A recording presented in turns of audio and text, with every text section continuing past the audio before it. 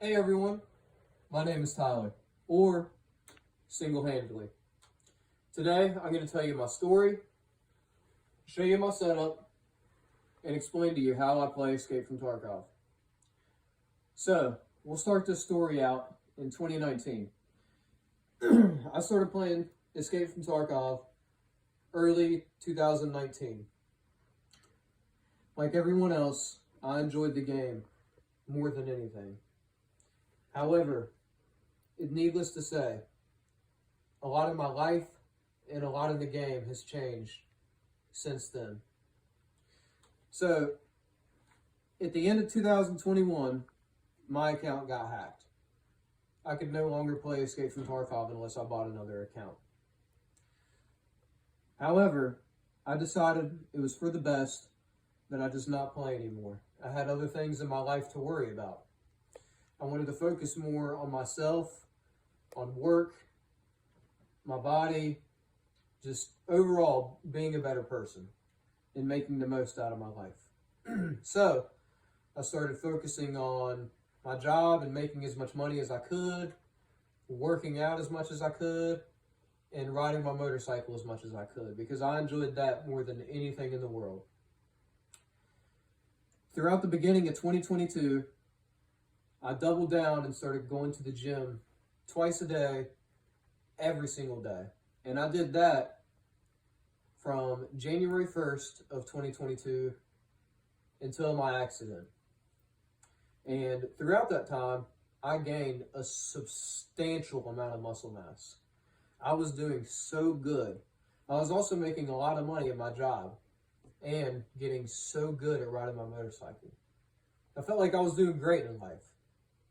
Then, on May 21st, 2022, that fateful day, I wrecked my motorcycle. At 3:40 in the morning, I wrecked it 130 miles an hour. I should be dead. I don't know what saved my life or who saved my life, but something kept me here. And I'm still trying to figure that out. And I'm trying to make the most out of my life, even with the circumstances that I have been given. Because of my accident, I paralyzed my left arm. I broke my neck in two places, my C6 and my C7. I broke my back, my T6 in my back. I had my right leg amputated below the knee. It's amputated from about here down. I snapped this thumb completely backwards. I rattled my noggin pretty good. My helmet actually came off during my wreck, and I have a small bald spot on the back of my head because of it. I got plenty of road rash.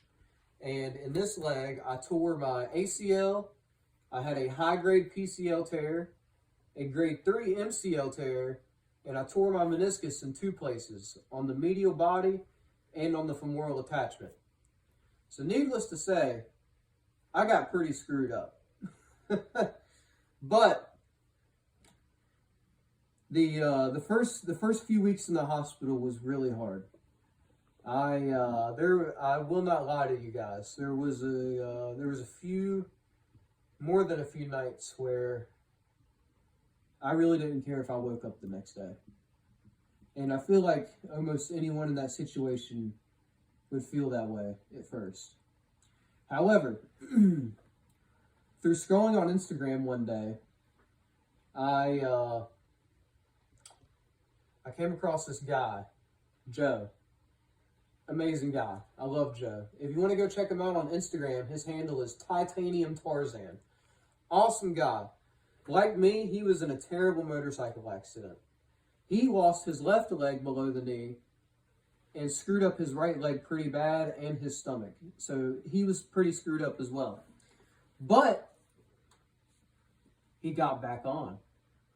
He started riding again. And now he rides almost every day and makes amazing content. He is so inspirational. Despite his accident, despite losing his leg, despite not being able to run anymore because of his right leg, he still rides and he is damn good at it. And because of that, that inspired me. It gave me what I needed to kickstart the journey of getting back to being the best that I was able to be in my life. Now, my first few weeks in the hospital, I only have two memories. The first memory is when I woke up from my accident. When I wrecked, I don't remember a single thing. Not at all. The last thing I remember seeing before I wrecked is an image that's still burned into my head this day. I remember coming around this slight curve going about 130 and I remember seeing that I was about to hit the curb and I looked up, saw that I was about to hit the curb and looked down at my speedometer and I saw 128. That image will forever be burned into my head. That's the last thing I saw. The next thing I knew, I woke up in the hospital and I didn't know where I was or what had happened. And so I started freaking out. I tried to get up out of the hospital bed and a nurse and my papa both held me down and the nurse got right in my face. She said, "Tyler, you've been in a motorcycle accident. You're in the hospital." I tried to say something to her, but I couldn't. I had tubes going down my throat because I was intubated from they were pulling blood out of my lungs. My lungs were really bruised and they were filling up with blood. And so they had to intubate me to pull all that blood out of my lungs. When I couldn't talk to the nurse, I knew it was bad. And so I just went limp. I laid back and I started to cry. That's the first memory I have. And then the second memory is when I had to make a choice on whether or not to amputate my leg.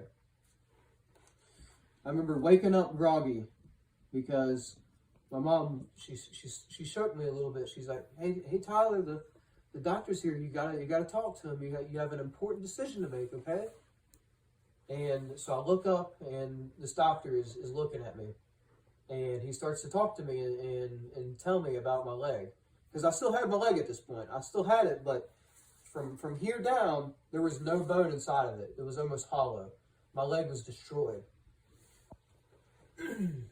Now, this doctor, he looked at me and he said, "Tyler, I think we may have to amputate your leg." And I started shaking my head. No. And he said, "Hang on, hear me out." He looked at me and he said, "We can try to save your leg, but if we do, you will never be able to walk on it again. You will be in a walker or a wheelchair for the rest of your life." And then he went on and he said, "Or we can amputate your leg, you can have a prosthetic, and the only difference is you can do everything that you did before. However, you just have to put the leg on. That's the only difference." And I looked down and I thought for a second and I looked up at him and I asked him one question and the room went silent. I had my entire family in the room with me. I had my mom, my dad, my papa, my little sister, everyone that I loved and cared about so much. And I asked the doctor this one question. I said, "Can I ride a motorcycle with it?" And he was stunned. He didn't know what to say for a second. He stuttered. He said, "Yeah." And as soon as he gave me that answer, I said, "Take it." And that's the second memory I have. And that was the only two memories that I have in the first couple of weeks in the hospital. After that, I began my grueling journey of getting back to a normal person. Throughout the next couple months was a mix between inpatient rehab at the hospital and then outpatient rehab of when I got home. And it was mixed with a bunch of grueling surgeries, like my nerve surgery I had, the surgery that they did on my neck to take out one of my discs and replace it with a spacer. just, I went through hell. When I got home, I started to learn how to put my clothes on by myself, wipe myself down, trying to stand up again for the first time. And it was, I can't describe the horrors and how hard and difficult at this time was on me. In October, at the beginning of October 2022, is when I finally got my prosthetic leg. That's when I began my journey to start to live like a normal person again. Starting to learn to walk again was one of the hardest things I've ever done in my life. Those first few steps are almost impossible. But once you get past those, the training wheels start to kick off. Eventually, I started trying to make my way upstairs, gain my strength back. And once I finished that, I started to try to jog. After I finished that, at the beginning of 2023, I started to try my hand at line dancing. You didn't hear me wrong. Line dancing. So, through the first half of, or really the first 3 quarters of 2023, I started going twice a week or more to learn how to line dance. Oh man, this thing is hot. Woo!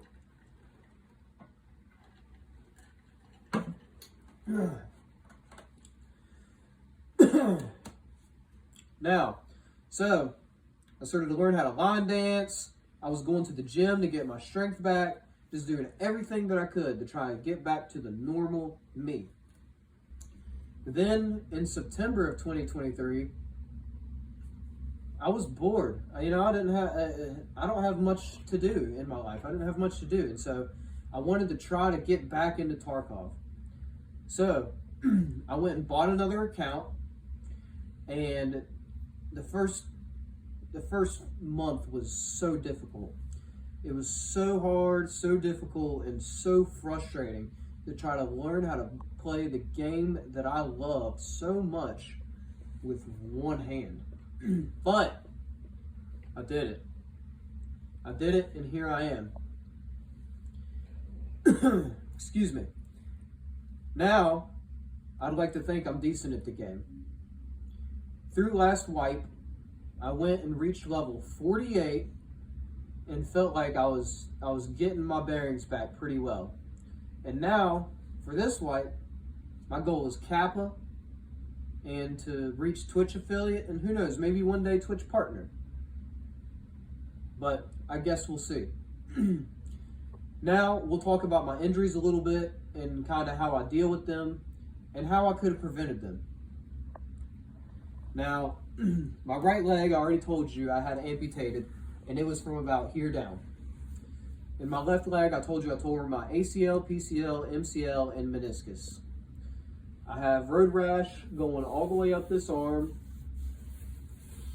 I broke my neck in 2 places, my C6, C7, and they cut me open from here to here, and the disc, so a disc goes in between each vertebrae, each bone in your neck. In between them, you have this thing called a disc, and it's like a little sponge. It kind of absorbs the impact of when you turn your head, turn your neck, move your chest up and down, or jump, whatever. Those discs are built for impact. They help your spine be more flexible.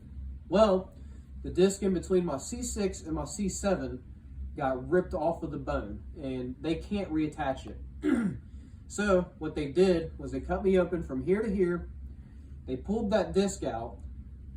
They put a little titanium spacer in that looks like a little thumb or a bullet.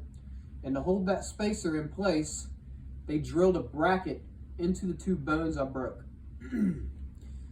Now the next injury is the hardest one. I paralyzed my left arm. And how that happened is you have a huge web of nerves that controls your arm. It is called your brachial plexus. So your brachial plexus is a big web that controls everything from your fingertips all the way up to your rotator cuff. Now, as it goes up to your rotator cuff, it turns into 5 nerve strands, and it goes in between your collarbone and your scapula, or your shoulder blade, whatever you want to call it. And as it goes in between those, it goes up past your trapezius muscle, your traps right here, and it connects to the side of your spine in 5 different places. It connects to your C5, your C6, your C7, C8, and T1. Each one controls something different. Your C5 and C6 control most of your shoulder movement and arm movement. And I may not get some of this medical information 100% correct. I'm not a doctor, I'm not a nurse. This is just stuff that I learned at the hospital. So if I get some of it wrong, I'm sorry. It may have just been a misunderstanding from what the surgeons and my other doctors have told me. Now your C5 and your C6 is what controls a lot of your shoulder and arm function. Your C7 and C8 is what controls some of your twisting motion and what's called pronation and supination and some of your wrist movement. And your T1 is what controls, the last one, is what controls your hand and fingers. Now, there is 3 different types of injuries that can happen to these nerves. The first one is, imagine you get shot somewhere, like right here. You get shot in your collarbone, boom, it snaps one of those nerve strands. What they can do is they can cut you open, take a nerve from somewhere that you don't need it, like right here. You have a nerve that goes on the inside of your thigh and down your leg, and it controls some of the feeling, and you don't need that nerve. So what they can do is they can take that nerve and graft it onto that nerve and put it back together. The second type of injury that can happen is, imagine your arm gets pulled too far away from your neck. Like imagine the Hulk is yanking on your arm and it gets pulled too far away from your neck. Those nerves that go and connect to the side of your spine, they can stretch like Laffy Taffy. When they connect to when they are connected to your spine, they go in and there's a little root. It looks like a little bulb. Like if any of you have ever pulled a wild onion out of the ground, it's like that. There's a little bulb sitting on the inside of your spine.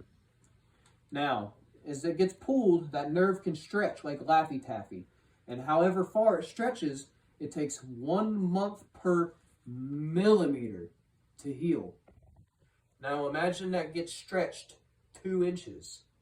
That could take decades to heal. And as far as it gets stretched, that's where the paralyzation comes in.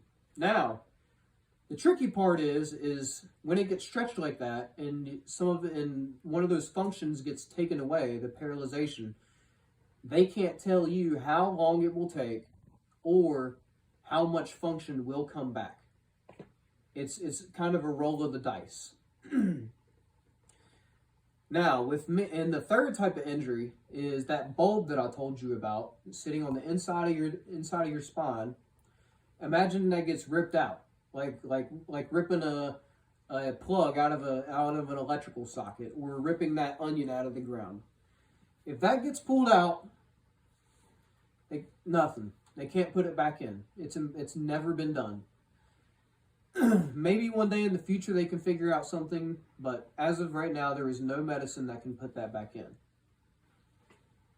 However, if it is one of those top ones, like your C5, C6, or C7, there is a surgery that they can do to try to help get some of that function back.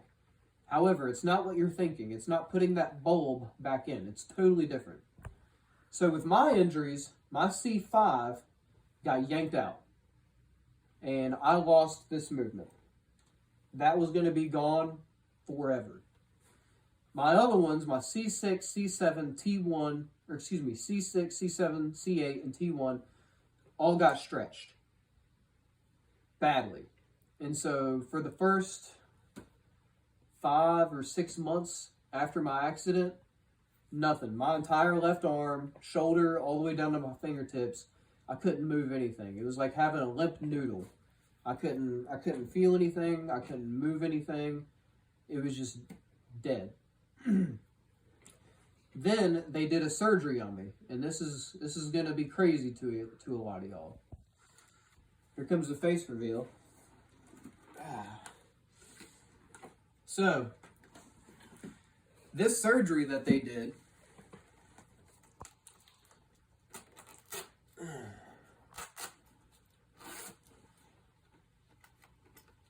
y'all like my gear?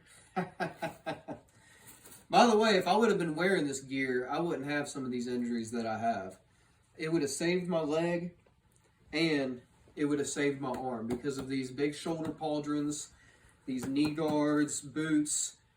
If you ride motorcycles and you're watching this video, please wear your gear. I don't care how hot it is. I don't care how cold it is. I don't care how uncomfortable it is. It will save your life.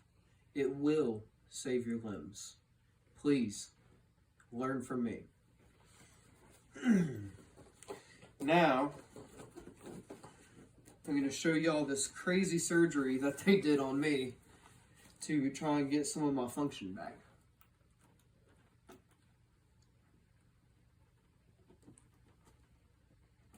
And as you can tell, I've had to learn how to do everything with one hand.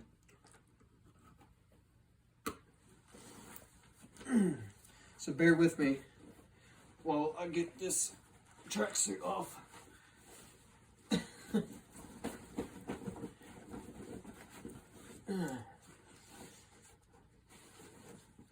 Or at least get it down to here. So, the surgery that they did on me to try and gain some of this movement back was absolutely bonkers. What they did was they cut me starting from right here underneath my nipple. They cut all the way over to my ribs, all the way up my ribs, through my armpit, and halfway down my arm. And then they went from that cut in my armpit, and they cut all the way up here. And they peeled my entire chest open. They also made another cut right here on my neck and exposed one of those nerves. They exposed all the nerves that run up to the side of my spine. What they did was the one that got disconnected and pulled out, they took a needle, an electric needle, and stuck it in that nerve that got yanked out and sent electric pulses down that nerve so they could trace it. Once they found it about here, they snipped it, and from my understanding, so you have ribs that run all the way up into your armpit. And from my understanding, what they did to me, and again, I'm not a doctor, I may get some of this wrong, so if you are a neurosurgeon, or if you are one of my doctors, Dr. Bravo, or Dr. Apel watching this, if you would like to comment and correct me, I'd be totally cool with it. But, however, from my understanding, they snipped the nerve down here that they traced. They snipped it at about my armpit, and my top. So you have a nerve that goes over each rib, and that controls, your rib or your chest when it expands when you breathe. So what they did, my top 3 ribs, they peeled the nerve off of each rib, twisted it up into one big one, and plugged that nerve back in that they snipped. Pretty crazy, right? So now my rib nerves control my arm to do this. And now, whenever I want to pick my arm up, and so my left arm isn't totally paralyzed. It was for a while, but I'm starting to get a little bit of function back. And it's starting to come back little by little. But I don't think my arm will ever be the same again. But if it will, it'll probably take decades. Now, hey Misty, my little cat just went between my legs. But now, to control my arm to do this, I have to take a deep breath. And instead of moving my chest, it moves my arm.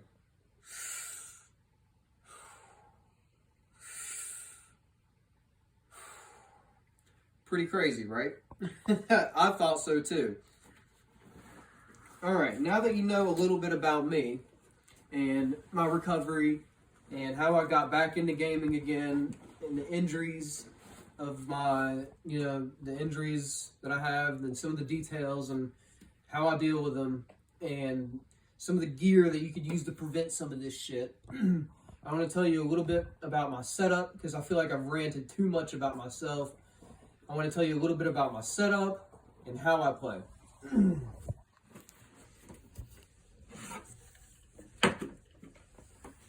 So, this is my setup that I play on. This is my desk. I've got my main gaming PC right here. And yes, I have 2 laptops. I know. Just roast me in the comments. So, I have 2 laptops. This is my gaming PC. This is my streaming PC. So, my gaming PC is a Lenovo, oh man, I can't remember the name of it, but it's a Lenovo. It has a Intel i5 13th gen, 13420H, an RTX 4050, and I upgraded the RAM in it to DDR5 at 32 gigs of it at 5200 megahertz. My streaming PC is a HP Pavilion, and this is what I started on. An HP Pavilion with a Ryzen 5 3550H and a GTX 1050. With, I think, 16 gigs of DDR4 running at 3200 megahertz. So, my gaming PC is here. This is my streaming PC. My streaming PC also controls this screen right here. This monitor is plugged into my streaming PC. And this is how I look at my Discord and watch my friends stream when they are playing. And that's, how we communicate to each other. Also, I got my little toys that I throw and play. My cat literally plays fetch with me. I love it. So this is my capture card that I use to go from my gaming PC to my streaming PC. This is an Elgato HD60X. I've got my face cam right here. This is how you see me. I've got my hand camera right here. This shows my hand and how I play. And then I have a Stream Deck right here, Stream Deck MK2, that I have yet to set up. I need to work on this and get this set up, because from my understanding, you can do a lot of things with these, and I'm really excited to get it set up.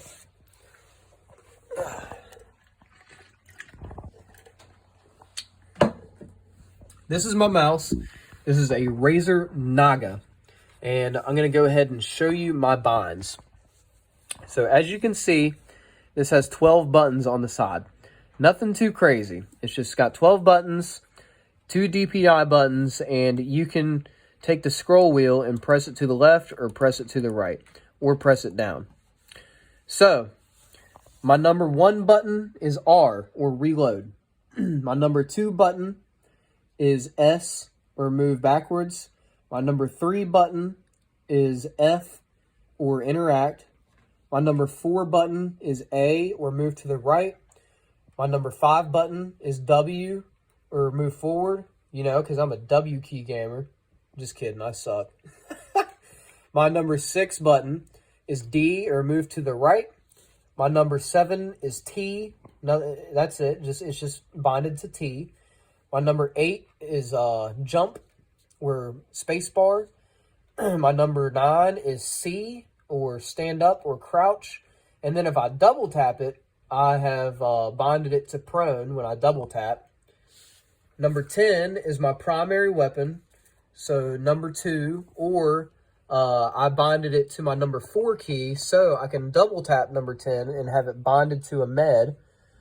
Number 11 is my number 3 key, or my secondary weapon, and I have it bonded to when I double tap O. So when I double tap 11, it checks all my extracts in the time. Number 12 is control. My bottom DPI button right here is G, or grenade. My top DPI button is tab, for inventory. And then my scroll wheel, if I press it to the left, that's Alt. So, I can just press it over like that and hit Alt-T. And then if I press it to the left, it's Shift. That way I can be, sprinting with W key right here and just press it to shift and start sprinting, and then, or, hit shift T to check my magazine. And then when I press it down, it's just like everybody else's, it moves your head. And so there's all my keybinds. Now, for future equipment, I would love to have like a couple foot pedals. Obviously with the right one, I would have to stomp instead of, using my ankle. But some of the only keys that I don't have bonded are like K for VoIP, or like V for, melee, or Q and E, quick lane. I can still slow lane, so, I can hit like Alt D or Alt A and slow lean over to the side, and then, step over to kind of jiggle peek somebody. But I don't have Q and E. That is something that I would like to use with the pedals. Now, thank you all for watching the video and learning a little bit about me, my setup, how I play. If there's anything else that you would like to know about me, my setup, my binds, how I got into streaming, just anything at all, I'm open to any and all questions. You can bash me for being an idiot on a motorcycle, whatever you want to do. Again, thank you for watching my video. This is Single-Handedly signing out. See y'all later.